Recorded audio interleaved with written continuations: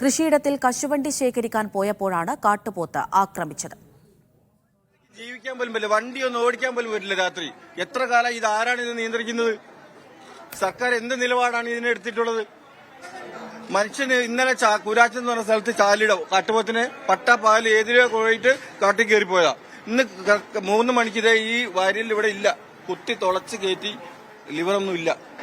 21 നൂറ്റാണ്ട് പടക്കം പൊട്ടിച്ച് മൃഗങ്ങൾ ഓടിക്കുക. ഇപ്പൊ പടക്കം കേട്ട് ആനയ്ക്കും പന്നിക്കും പേടിയില്ല, കാട്ടിക്കും പേടിയില്ല. ഇത് മാറ്റിയിടണം. ഏത് സുപ്രീം മാറ്റിയിടണം, ഈ ആക്ട് മാറ്റിയിടണം. ഈ കേരളത്തിലെ വന്യമൃഗങ്ങൾ ആക്രമിക്കപ്പെടുന്ന കൊല്ലപ്പെട്ട സകല കർഷകർക്കും പറയാ നിയമം മാറ്റിയിടണം. അല്ലെങ്കിൽ ഞങ്ങളെ വിളിച്ചു വേണം, അല്ലെങ്കിൽ മലയോര മേഖല കർഷകരെ കൂടി വിളിച്ചു വേണം. അതായിരിക്കും എളുപ്പം. ഇയാൾ കൃഷിയെ മാത്രം ആശ്രയിച്ച് ജീവിക്കുന്ന ആളല്ലോ, ഇയാൾക്ക് വേറെ വരുമാന മാർഗമൊന്നുമില്ല.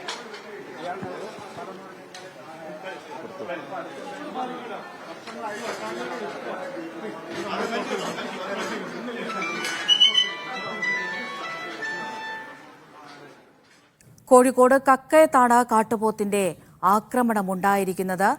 കക്കയം സ്വദേശി പാലാട്ടിയിലെ അബ്രഹാമിനെയാണ് കാട്ടുപോത്ത് ആക്രമിച്ചത്.